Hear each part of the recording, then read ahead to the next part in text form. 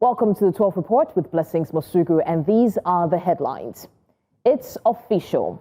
Rivers State Governor and Assembly members to now resume as the 6-month emergency rule expires. Unfortunately, 10 confirmed dead in Afriland Tower Inferno.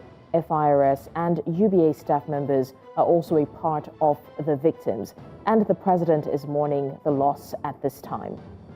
Ex-Defense Minister Marguerite Nakade arrested after blasting President Nassingbe in Lome. Security forces storm her Lome residence. As usual, we have our correspondent stationed across the different parts of the country, and they'll be joining us shortly. Bongani Saziba joining us from outside Nigeria, from Malawi, Biola Festus and Austin Azu in River State, Bettina Nweli and Sagi Ibrahim in Abuja, and not forgetting Emmanuel Bagudu in Kano. We'll also connect with Afia Hagen from London much later. We've got the details in a moment.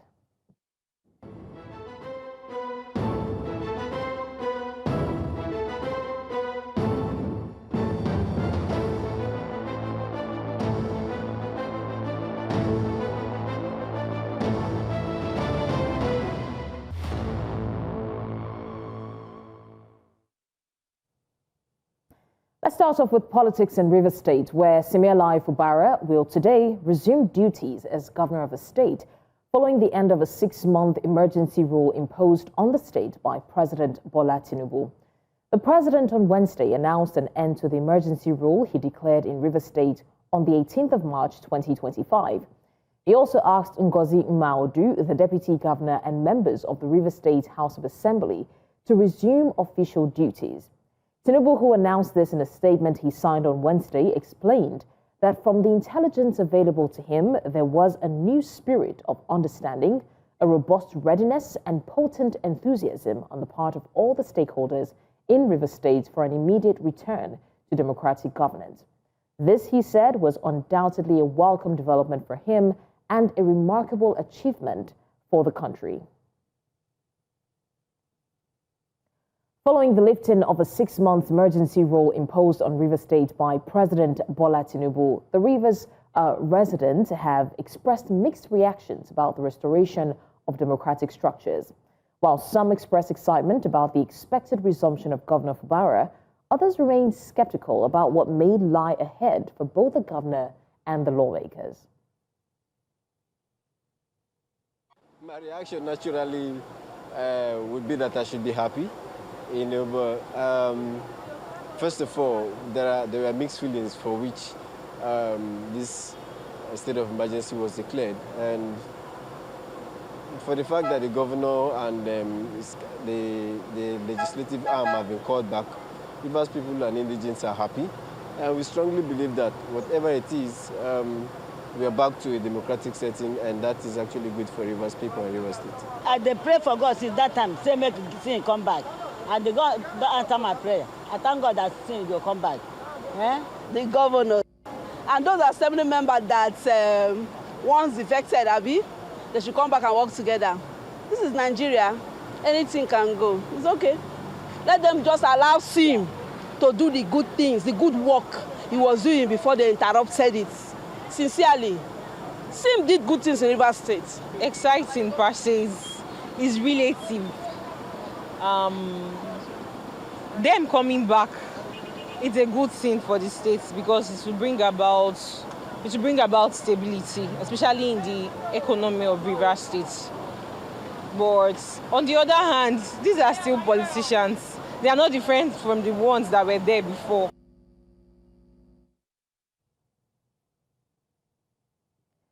I'm now joined by our correspondent, Austin Azu, who will be giving us more updates on this. Austin, have you cited the newly elected chairman, and are they around to welcome the governor so far?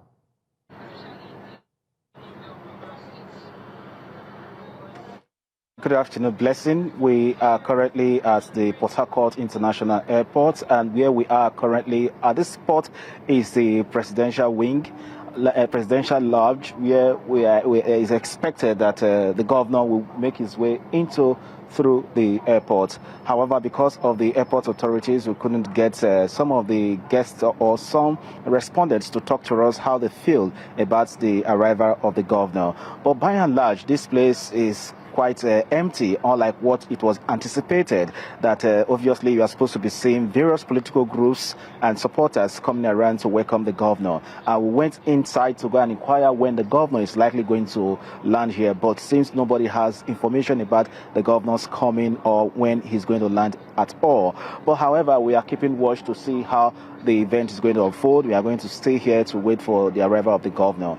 But everyone we spoke to outside this premises seems to be quite happy that they are anticipating the arrival of the governor. Hopefully that when the governor resumed, what thing they are expecting the governor to do is to ensure that most of the deplorable state of the roads are being given urgent attention. Some of them actually missed the governor since the governor left office about 6 months ago. So hopefully we are expecting the governor, once he comes, definitely he should be able to address his people. So this is the situation at hand at the moment.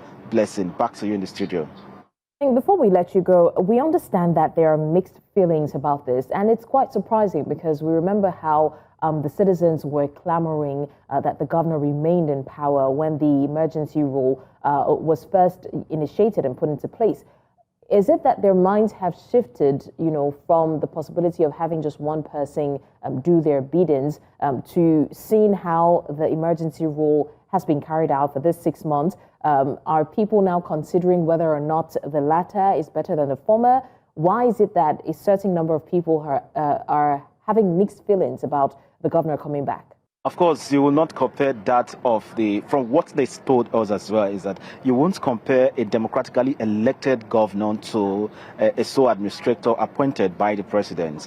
Of course, they have most of their kings and queens in the government, representing the government of the government, in quote, that's the State Executive Council and other appointees of the government who trickle it down to the, to the ward level. So it means that when the governor was on seats, obviously you have a lot of representations from the grassroots level to the local government area and down to the state area. So obviously they can as well begin to meet some of their representatives to at least speak whatever they want about and thereafter, lay their complaints before them. But at this time, during this 6 months period, obviously they don't have this access to governance. So it becomes quite difficult for most of them to access governance. And from what they equally said as well, that even the state of their roads are in deplorable states. And some time ago, our correspondent made a report about the huge refuge within Port Harcourt City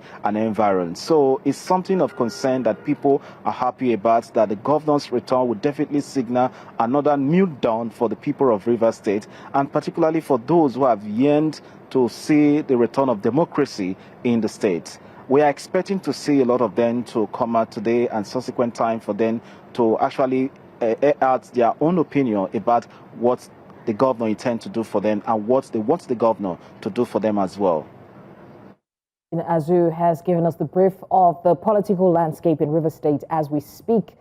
This is the end of the 6-month emergency rule, and the governor, Sim Fubara, and the assembly members are expected to resume office today. Away from electoral matters to a rather sad story where the Federal Inland Revenue Service is mourning the loss of 4 staff members who died in the fire that broke out on Tuesday at Afriland Towers on Broad Street, Lagos. The fire engulfed the 6th and 7th floors of Afriland Towers, where FIRS offices of the Medium Tax Audit and Onikon Emerging Tax Department are located. According to the FIRS, security and safety personnel promptly alerted the fire service, but thick smoke had already spread through the building before emergency responders arrived. FIRS had pledged full support to the families of the deceased and is reviewing safety protocols nationwide to prevent future incidents. Still on the fire incident, President Bola Tinubu has condoled with families of those who lost their lives in the Afriland Towers fire on Lagos Island. Authorities have also confirmed 7 fatalities, including 4 staff of the Federal Inland Revenue Service, which occupies the building's upper floors. In a statement, Tinubu also sympathized with the injured and commended emergency responders for swift evacuation efforts. He urged greater caution, safety training, and vigilance to avert future tragedies. The blaze was among 2 fire incidents that hit the Lagos Island business district, leaving casualties and extensive property damage. Medical teams say efforts are ongoing to stabilize survivors. We're not done with the fire incident just yet. Similarly, it was a night of fire and fury for traders at the Central Plaza, Mandilas, Lagos Island, after an inferno gutted the popular business hub. Goods worth billions of naira were destroyed in the blaze that lasted several hours. News Central's correspondent Israel Ifarobo was there and now reports.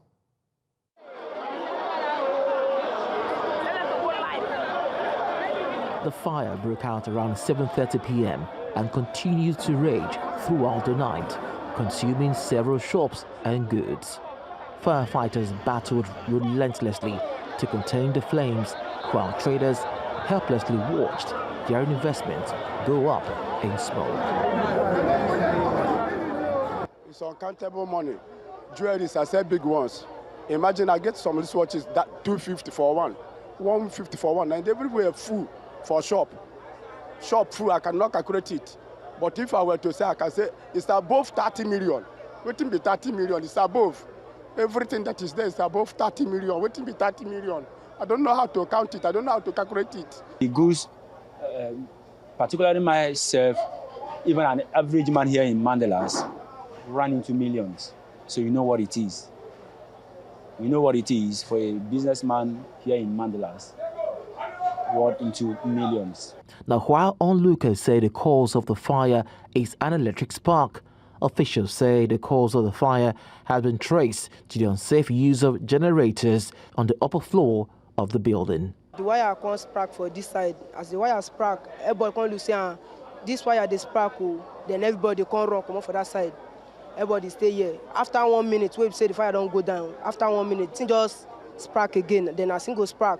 People can look say, this is not the common fire. This is not the common fire, but they shall say fire, fire, fire. Then before people go look there, it don't take all the hope. At the first building where the fire started, there was a Igbo guy that was using the place for commercial purposes. He came down and requested for the electricity cutout to be removed. By the time people follow him upward, to the floor, they found the place well alight, which means the fire was not just started, which means probably he was trying to do it on his own, and the fire escalated. I know they have a generator up there, and we've been telling them that they should all bring down their generator to the ground floor. The generator is the cause of this fire. The Lagos State Fire Service said the fire is now under control, and authorities have ordered that all generators must be kept on the ground floor. We will serve them that every plaza that they should bring down their generator to the ground floor. We've served them some weeks ago, and they all failed to comply. Now we are taking action against them.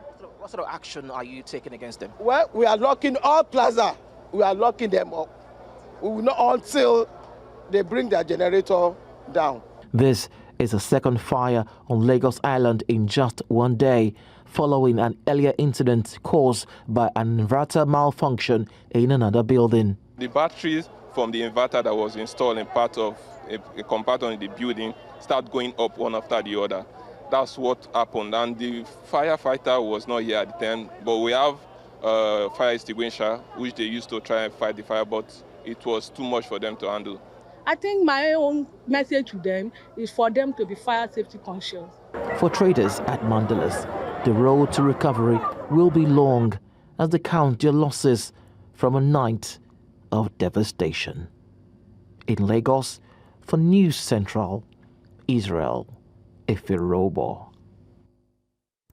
An update to the number of casualties. 10 people have now been confirmed dead in the fire that engulfed Afriland Towers on Lagos Island. The victims include staff of United Capital and the Federal Inland Revenue Service, who were trapped when thick smoke spread through the high-rise after the blaze started in the basement inverter room on Tuesday afternoon.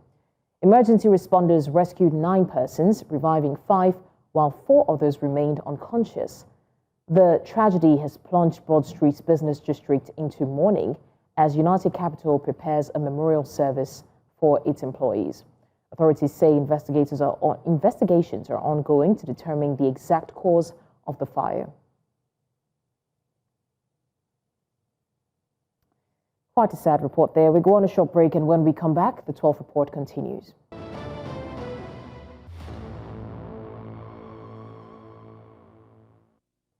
Thanks for staying with us on the 12 report. To security matters now, where a community on the edge of Nigeria's capital city is reeling from a shocking Monday night attack as members of youth in the community embark on a peaceful protest demanding answers to the persistent attacks over the past months. At least one person has been confirmed dead by the police after suspected kidnappers opened fire in Pebi, a settlement located just behind the highbrow Asokoro district in the Federal Capital Territory. News Central's Aishat Saliu has the details.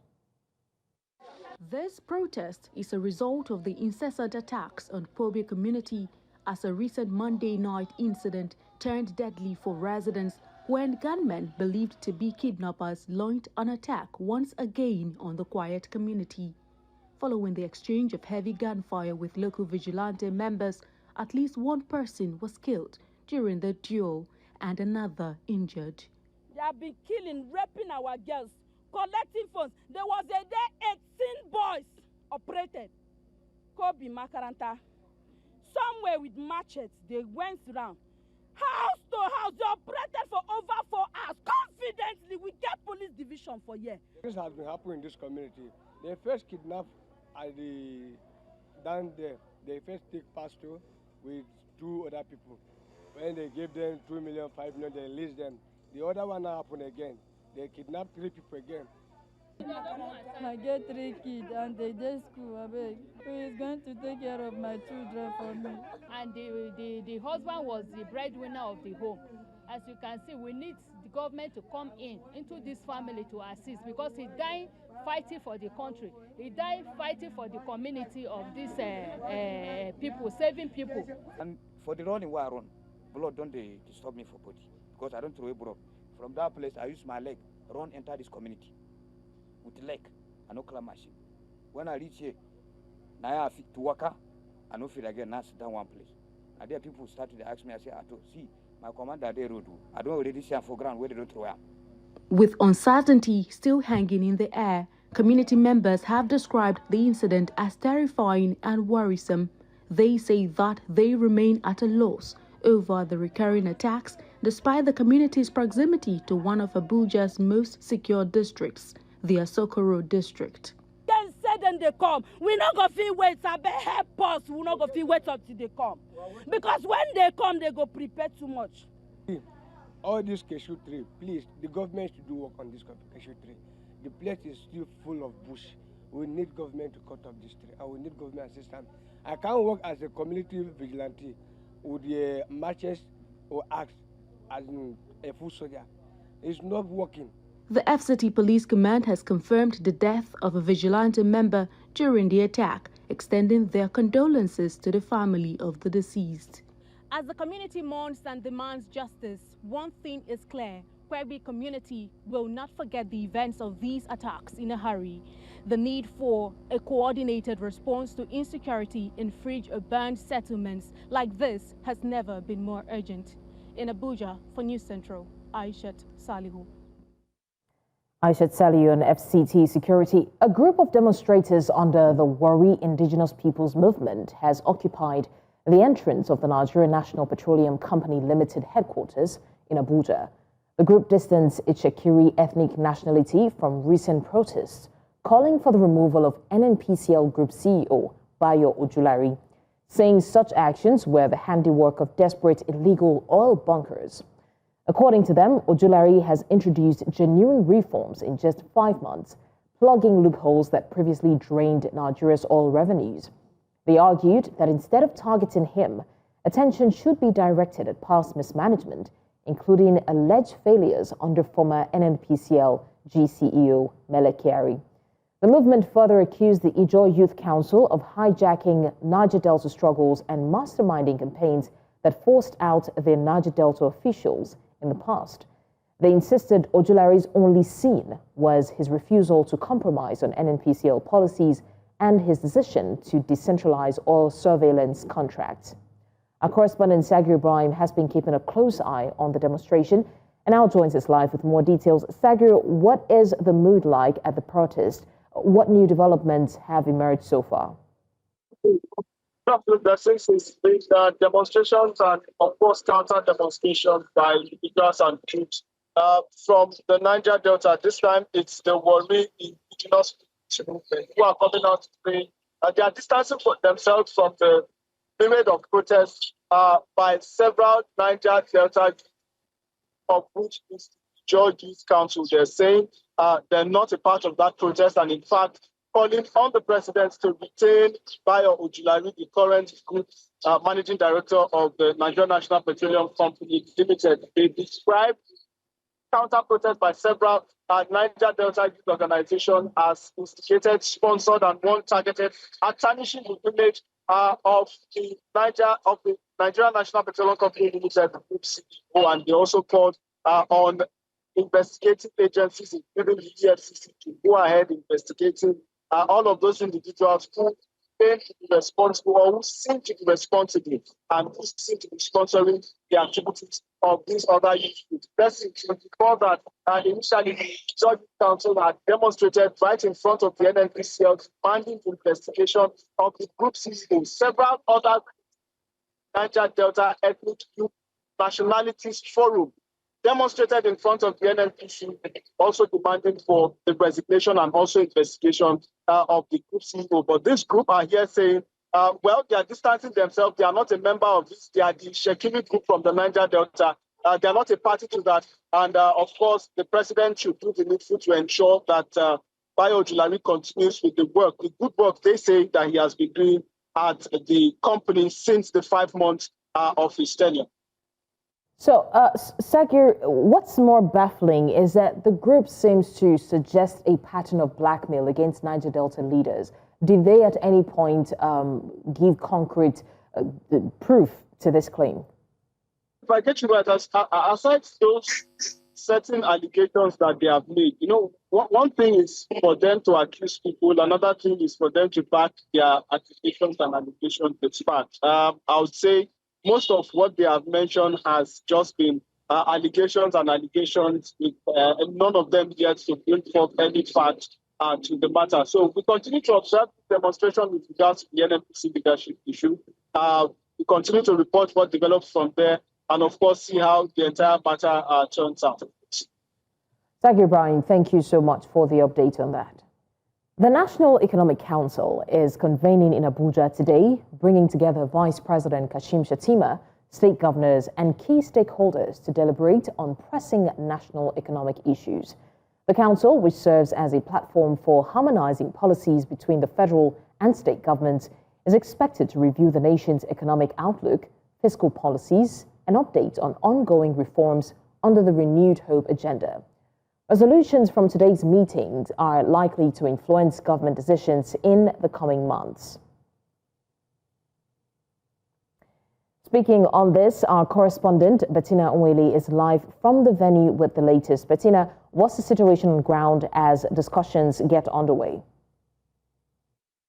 Thank you so much, Blessing. So right now, the next meeting is underway. The governors and the deputy governors who are sent to represent their respective governors are in the closed room with the vice president right now. I expect that their conversation today should go around fiscal policy decisions and also certain projects that are under the renewed hope agenda of the president. Any moment from now, between 1 or 2 hours, it's expected that they should round up the meeting. And afterwards, a brief will be given on the discussions that were held inside the chambers. So while we await that, fingers crossed on what the result will be and how it will affect the nation. Bettina, based on your research, what would you say are the expectations from this meeting? What are we expecting at the end of it? Well, personally, I think we should be expecting something from Lagos State following the floods and the fire that has ravaged Lagos recently. I think that the governor is something that the governor should talk about.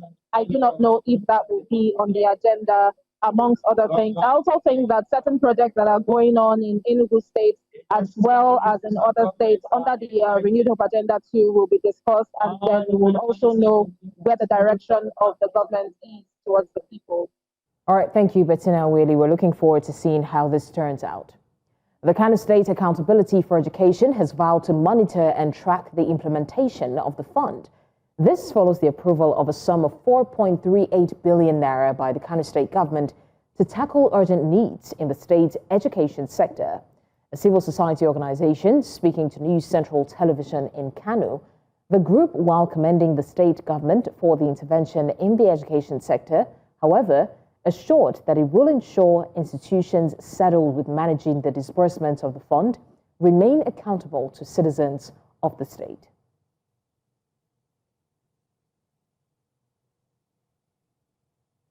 The first step we did is to set up a committee, a 7-man committee, special committee or task force that they will be following up with this activity from the procurement to release of all the funds and to report back to us whether, for example, the uniforms have been provided, the 7 schools indulged by fire have been renovated, and also other schools like Ingiginyu and others have been renovated, because we have seen that the activity is immediate.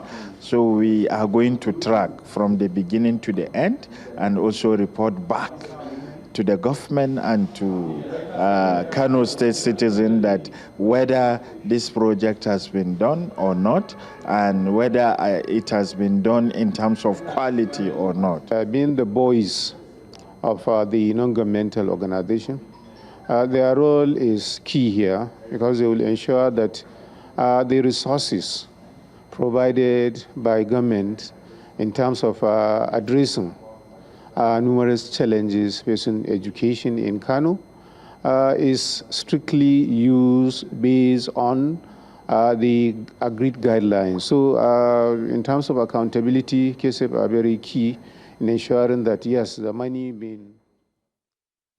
Meanwhile, Kano State has emerged as the best performing state in the 2025 National Examinations Council, NECO, Senior School Certification Examination, SSC, for internal candidates, marking a historic achievement for the state and its educational system. The announcement was made by the NECO Registrar, Professor Ibrahim Wushishi, during a press conference in Mina, Niger State. According to the results, Kano State led the nation with 68,159 candidates passing with 5 credits or more, including English and mathematics. Kano's performance eclipsed that of other states, with Lagos and Oyo trailing behind. Lagos State came second with 67,007 successful candidates, while Oyo placed third with 48,742 candidates.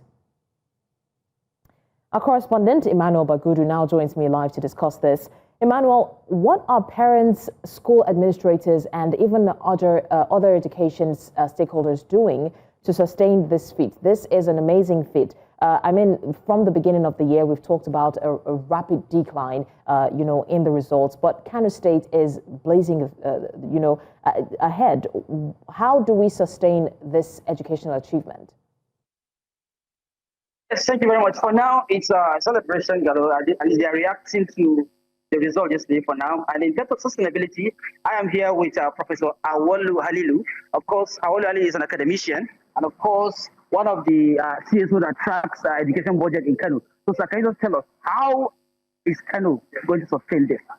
I have to smile and thank God for that, because I know we cannot achieve this without commitment of the government and also pressure from the CSO. And it's not only one to congratulate the students and the government, but rather to say to the government that this is a challenge. Because ordinarily in Kano, there is what they call qualifying exam. And you pass, they pay NECO for you. You fail, they will not pay for you. And we as CSOs call on the government that is part of what is contributing to dropout rate. Because the more you don't pay, and there is financial barrier on parents, then definitely students will be counted as. So how do they sustain it? Sustain this? Yeah, the sustainability is that the government has to put more investment to education, and also partners and civil society also need to come and invest. Not only that, there is need for more investment in M&E, and then teacher gap that is still disturbing.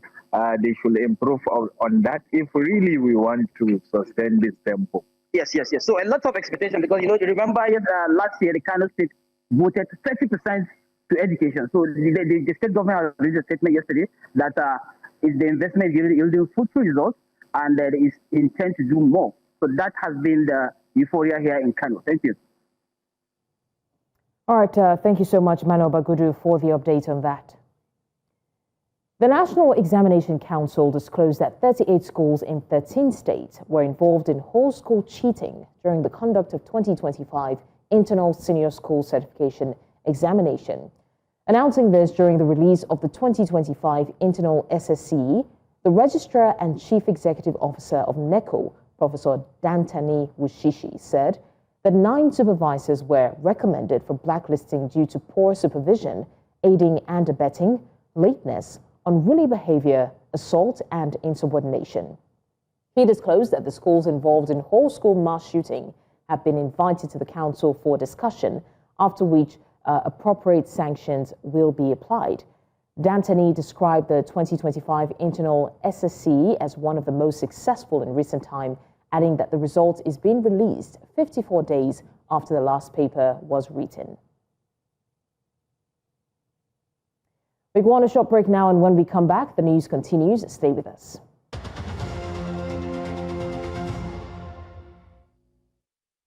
Let's take a look at what's happening in Togo. Former Defense Minister Marguerite Nyakade has been arrested following public remarks seen as critical of President Faure Gnassingbé's government. Security operatives detained Nyakade at her residence in Lomé on Wednesday.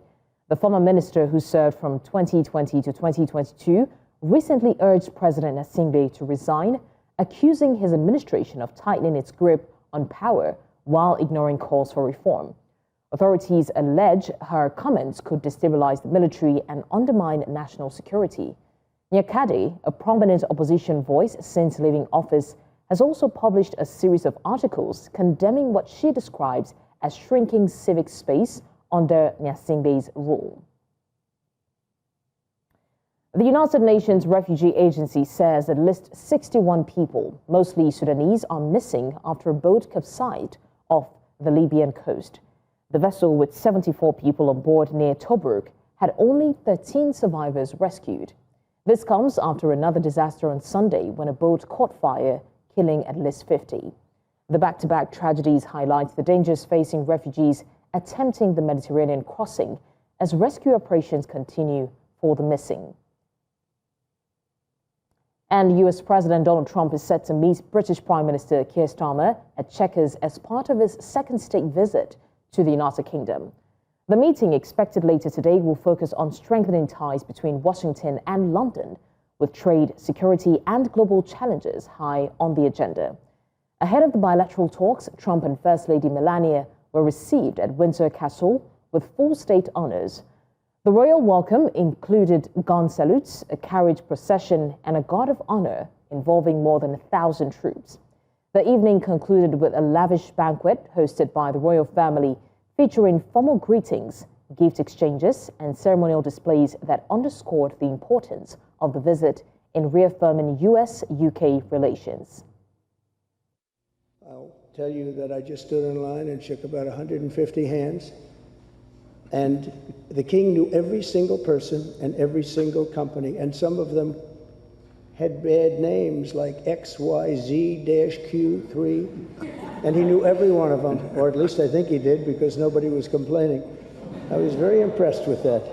But I just want to say that His Majesty has also raised a remarkable son in His Royal Highness, Prince of Wales.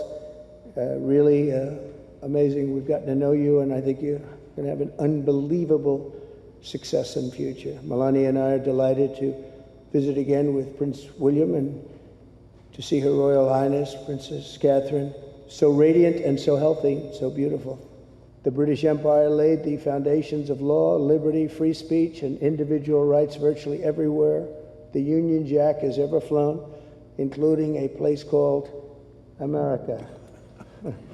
You know that place very well, don't you?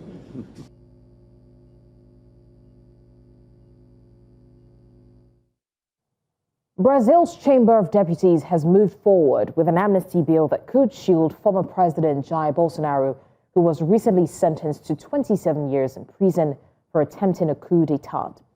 Originally framed to pardon Bolsonaro's supporters involved in the January 8, 2023 assault in government buildings in Brasilia, the bill has now become a flagship priority for his party in parliament. If passed, it would extend amnesty to those convicted of acts tied to the riots, a move critics warn could undermine accountability and rewrite the political fallout of the 2023 unrest. Supporters, however, argue it is a step toward reconciliation. É dia triste para a democracia brasileira. E é dia que vai marcar a história desse parlamento. O que a gente viu hoje aqui é de uma vergonha, é de um escárnio que é difícil colocar em palavras. Então agora nós temos que anular esse processo que está no Supremo, porque o Alexandre Moraes.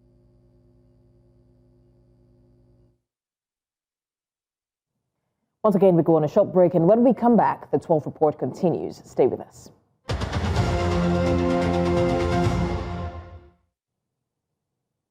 Thanks for staying with us. And now to foreign stories. For more on the royal visit and the banquet, I'm joined by our senior international correspondent and anchor, Afia Hagen. Afia, can you tell us what were the highlights from last night's state banquet?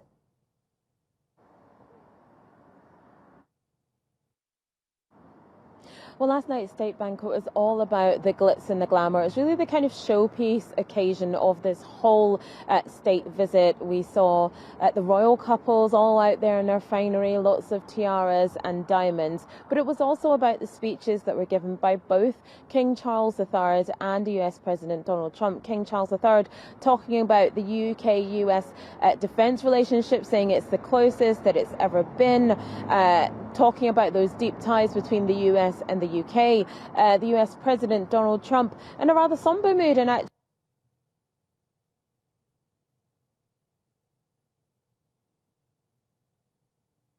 of his life and saying that the word special doesn't do justice for the relationship between the US and the United Kingdom. That was a very glamorous and elaborate celebration. But today at Chequers, where you are, what are we supposed to expect?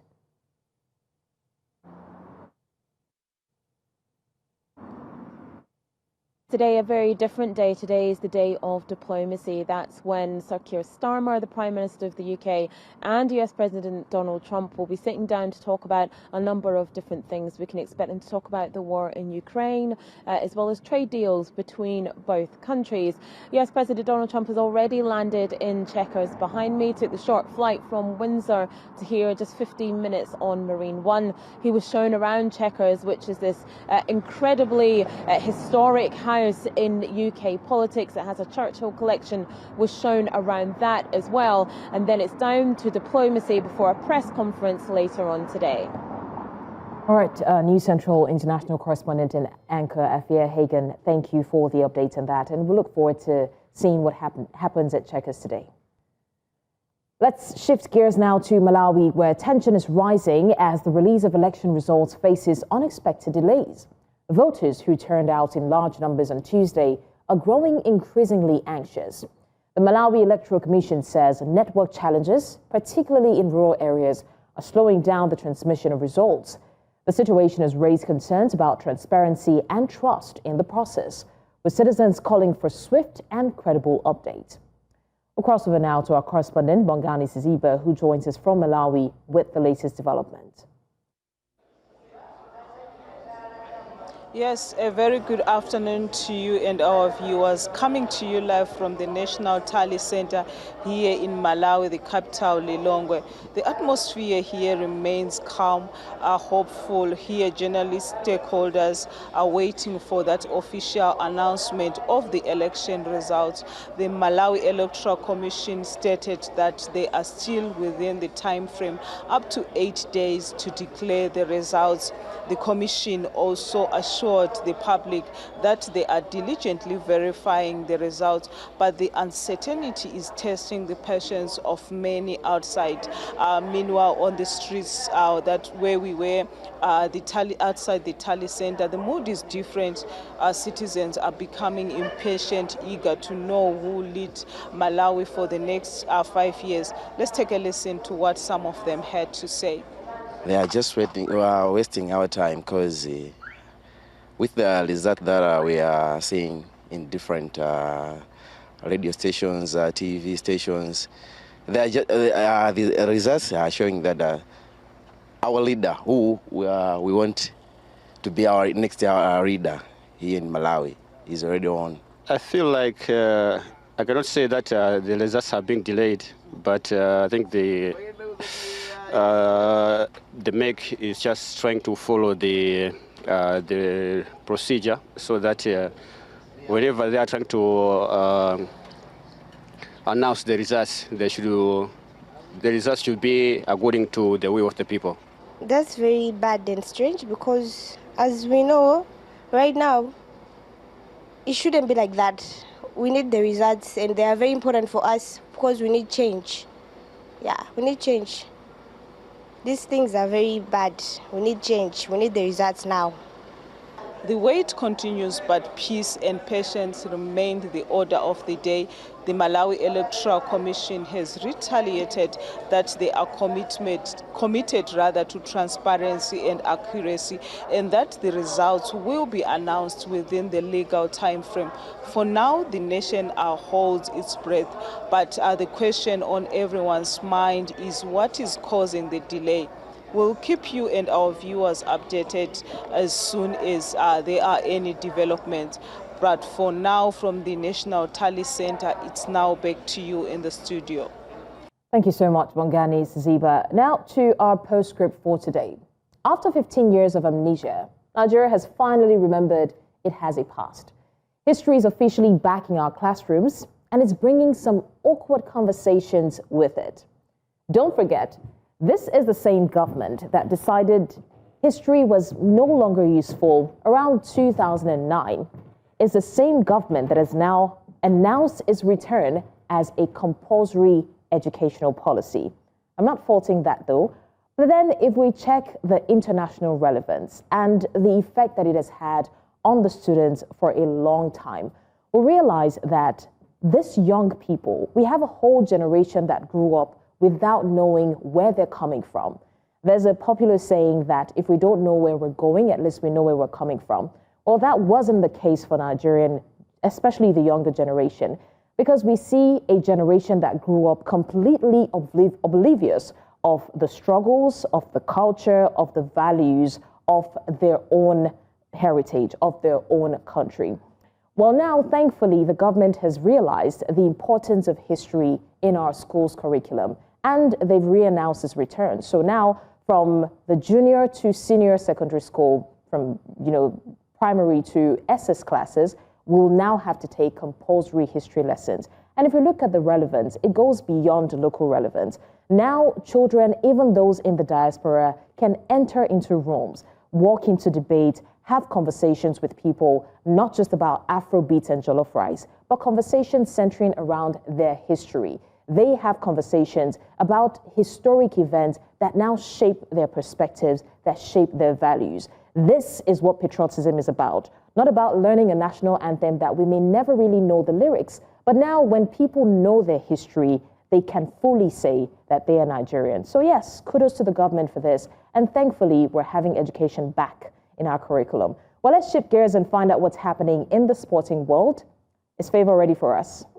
All right, yes, Blessings. Talking about the world of sport, the Athletics Championship at the moment is getting tough. Nigeria's Udodi Onzurike is looking forward to qualify to the finals of the 200 meters men's dash. Many more will be talking about during In the Game. All right, thank you so much, Favourite Tour. You've heard it. Stay tuned for In the Games and do well to follow us across all socials. But before that, do well to also send us your eyewitness reports because we want to see what you see. So follow us across social media. We are at News Central Television. You can also watch us live on DSTV, Star Times, GoTV, as well as Avo TV. DSTV 422, GoTV 23, Star Times 274, and on YouTube.